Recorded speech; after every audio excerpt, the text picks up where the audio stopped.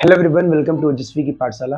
बात करेंगे कुछ इम्पोर्टेंट बात की कि जो क्लास 8 से बच्चे 9th में आए हैं उनके लिए सब कुछ नया नया है इंग्लिश में। हालांकि है तो सारे सब्जेक्ट्स में, बट इंग्लिश में काफ़ी सारे बच्चों को कन्फ्यूजन होता है कि 8th से 9th में जो भी होता है वो नया नया होता है, क्योंकि 8th में आप एक ही सेक्शन में एक ही बुक में सारा लिटरेचर सब कुछ पढ़ते हो। लेकिन जैसे ही आप 9th में आते हो, जो बच्चे 10th में गए हुए होंगे हालांकि उनको तो पता ही होगा, बट अगर 9th की बात करें, जो बच्चे 8th से 9th में आते हैं उनके लिए काफी कंफ्यूजन होता है। तो आज का ये वीडियो इसी पर है कि आखिर 9th में इंग्लिश कैसे पढ़नी है, क्या बुक्स होती हैं। ओजस्वी,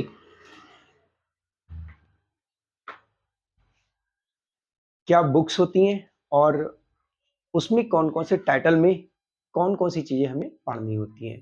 तो सबसे पहले तो आपको ये बता दें कि अगर हम बात करें 9th क्लास से, तो 9th क्लास में जो भी आप 8th क्लास तक पढ़ते थे, यानी कि 8th क्लास में आप प्रोज पढ़ते थे और पोएट्री पढ़ते थे, लेकिन उस 8th क्लास तक की बुक में अलग अलग सेगमेंट नहीं होते थे। मतलब कि सेपरेट नहीं दिया होता था कि भाई ये प्रोज है ये पोएट्री है, एक ही में होते थे।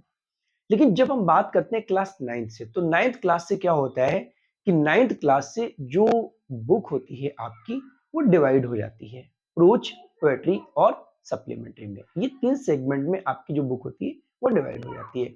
अगर हम सीबीएसई बोर्ड की बात करें, तो सीबीएसई बोर्ड में प्रोज, पोएट्री और सप्लीमेंट्री ये अलग अलग बुक्स होती है। प्रोज और पोएट्री एक बुक में होती है और सप्लीमेंट्री एक बुक में होती है। लेकिन अगर यूपी बोर्ड की बात करें, तो यूपी बोर्ड में एक ही बुक में आपका प्रोज और पोएट्री का एक सेक्शन दिया होता है और सप्लीमेंट्री का एक सेक्शन दिया होता है। हम एग्जाम्पल के तौर पे आपको ये दिखाएंगे, जैसे कि क्लास 9 की मेरे पास बुक है, ये राजीव पब्लिकेशन की बुक है। आपके स्कूल में जो भी बुक चल रही हो आपको वो बुक लेनी है, ठीक है।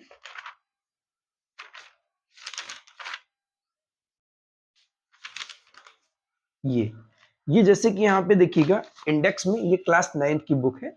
अब यहाँ पर ये जो देखिए, ये टाइटल जो दिया है यहाँ पर, ये दिया हुआ है बिहाइव, और बिहाइव टाइटल है। और इस टाइटल में आपको क्या क्या सेक्शन है, प्रोज और पोएट्री, ये आपको पढ़ना होता है बिहाइव सेक्शन में। यही जब आपके सीबीएसई बोर्ड की बात करें, तो यही अलग बुक होती है सीबीएसई बोर्ड में, पतली सी बुक होती है बिहाइव।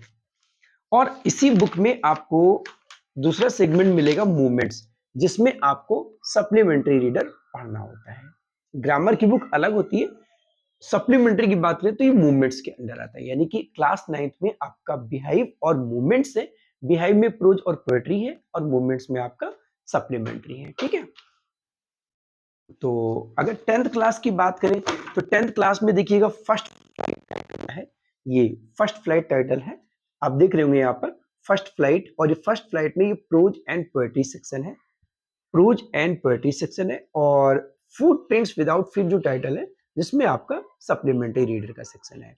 यही सीबीएसई बोर्ड में जो होती है वो आपकी अलग अलग बुक्स होती है, ठीक है।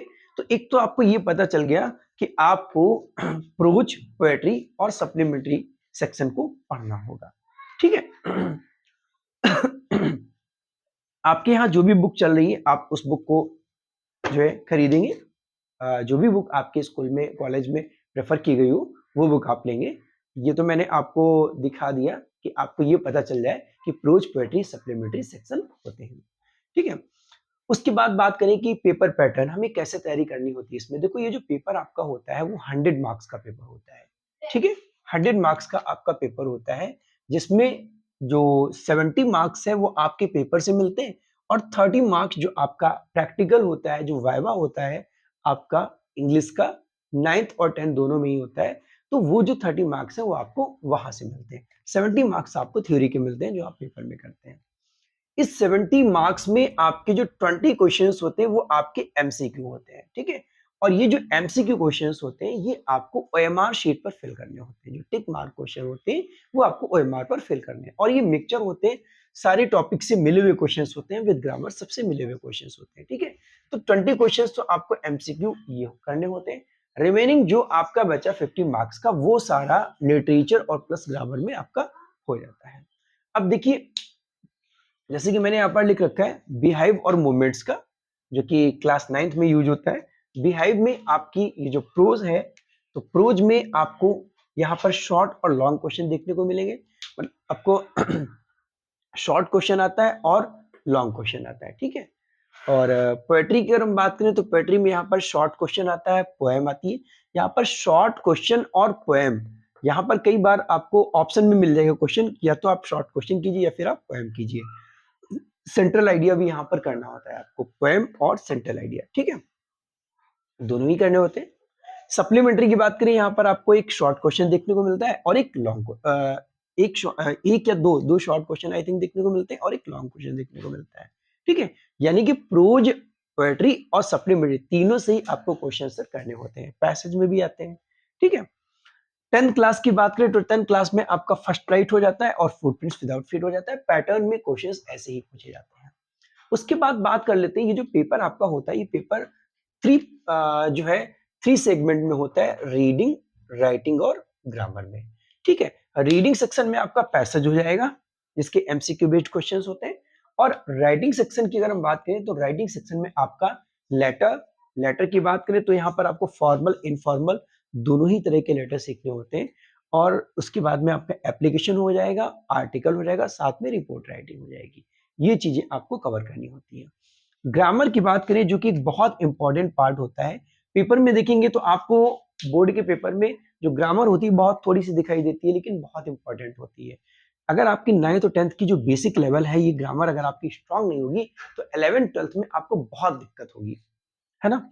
तो देखिए यहाँ पर आपको क्या पढ़ना है, आपको पार्ट्स ऑफ स्पीच यानी कि नाउन से लेकर के और कंजक्शन, इंटरजेक्शन, प्रीपोजिशन तक सारे आपको पार्ट्स ऑफ स्पीच तैयार करने हैं।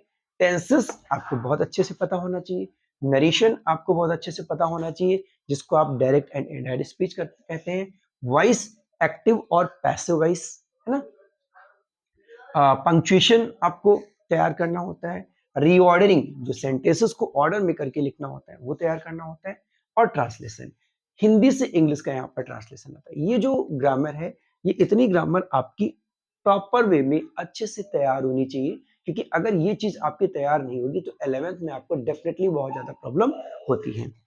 तो उम्मीद करते हैं जो भी बच्चे क्लास 8 से 9th में गए होंगे उनको इस बात का कंफ्यूजन दूर हुआ होगा, और अगर आपके मन में कोई सवाल है, कोई कंफ्यूजन है, तो आप हमें इस नंबर पर 8081534147 पर आप व्हाट्सअप कर सकते हैं, या फिर आप कमेंट सेक्शन में हमें कमेंट भी कर सकते हैं। अगर आपको मॉडल पेपर चाहिए 10th क्लास का, या फिर प्रीवियस पेपर चाहिए जो है 10th क्लास का, कि देख ले आप कैसे पेपर आता है, पेपर पैटर्न क्या होता है, देखना चाहते हैं, तो आप उसके लिए हमारा जो टेलीग्राम चैनल है ओजस्वी एकेडमी,